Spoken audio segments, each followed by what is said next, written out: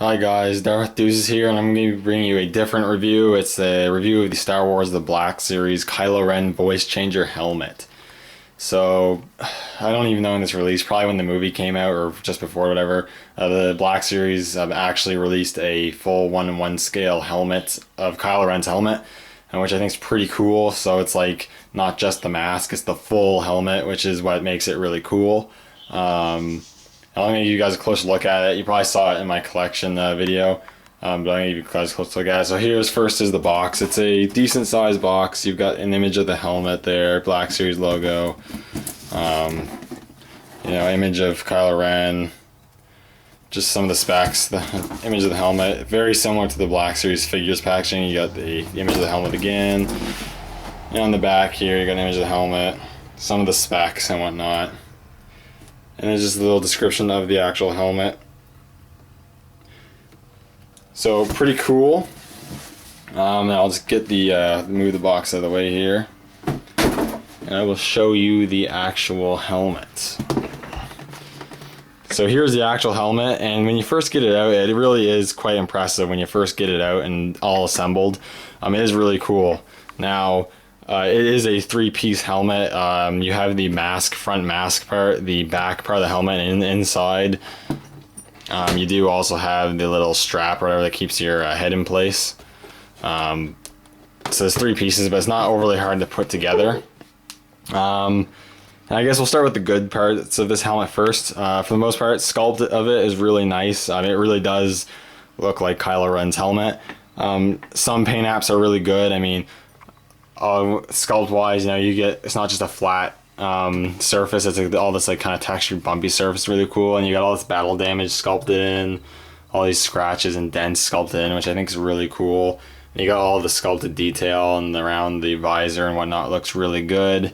Maybe move over the side there.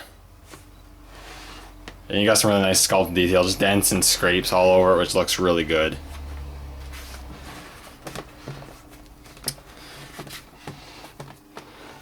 Paint is okay. The black paint they use for the helmet looks good. It's not bad. It's a fairly flat black. That being said, I would have liked a more shinier, sort of metallic looking black, but it's not a huge deal. As it is, it doesn't look bad at all.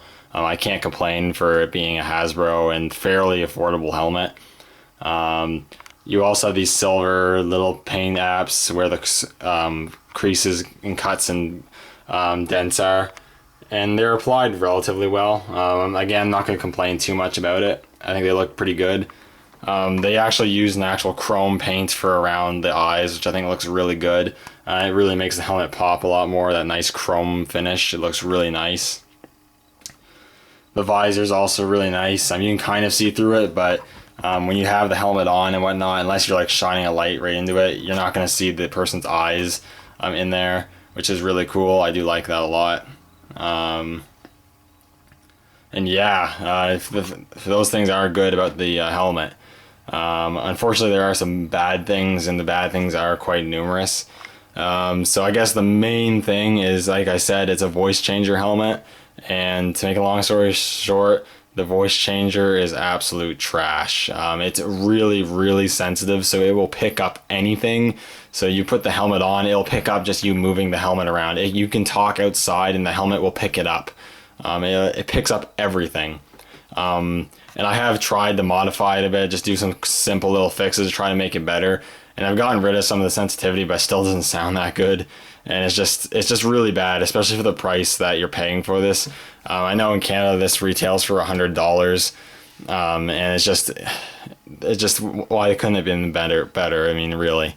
Like I said, I would have preferred a more metallic black paint, but again, this isn't bad. I'm not gonna complain too much about that. Another thing is, because this is a voice changer, it needs batteries, and because it's a multiple piece helmet, you need to put it together. You have a pretty obvious battery panel there with the creases there, and then also the crease for where the helmet back part attaches is quite obvious. And that's mainly because this thing doesn't actually push in all the way, so you can't get the helmet part pushed in quite as well, because it doesn't look too bad down here, but it's more noticeable up here, and it's just kind of sucks it's like that. They didn't want to, I guess, spend the extra money on a bigger packaging, so they had to make it a multiple piece helmet. And it's just the way it is. It doesn't bother me too much, but it is something to take note of. And really, other than that, though, there's not much else really bad with it. The scale is really nice. If you have a bigger head, it may not fit on your head as well. But that being said, I got a fairly big head, and it fits me relatively well. Maybe slightly tight, but it's not too bad. It fits pretty good. I mean, it does look really good just on display too. I mean, for a Hasbro product, this is pretty impressive for Hasbro standards. There's not much more I can really say. It is a cool piece. I do like it a lot. It's one of my favorite Star Wars things I have. It's just so cool that Hasbro actually released a full helmet and at least put some effort into it, and it does look pretty cool just as a piece to have. I do plan to actually cosplay, and I got this to cosplay with, though I am happy to have it for display purposes too.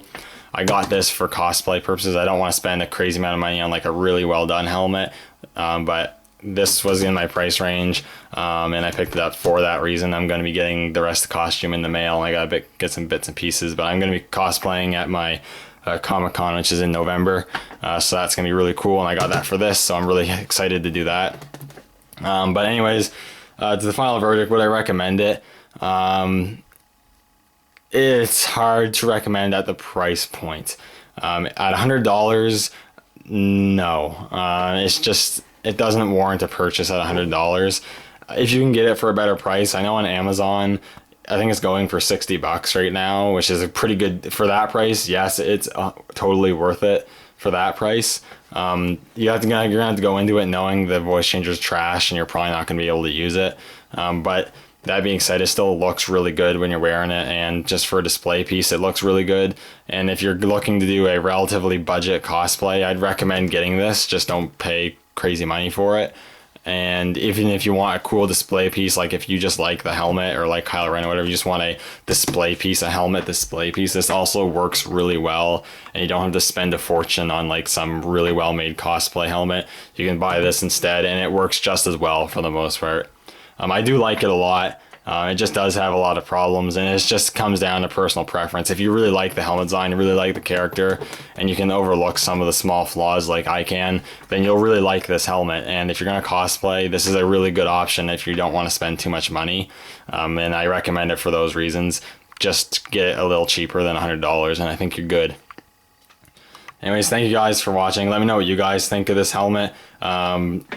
They actually revealed a new Black Series helmet they're going to be releasing for Rogue One. They're going to be releasing a Stormtrooper helmet, which is pretty cool. I'd like to see how that turns out. But this is pretty cool. Let me know what you guys think in the comments below. Thank you guys so much for watching, and may the Force be with you.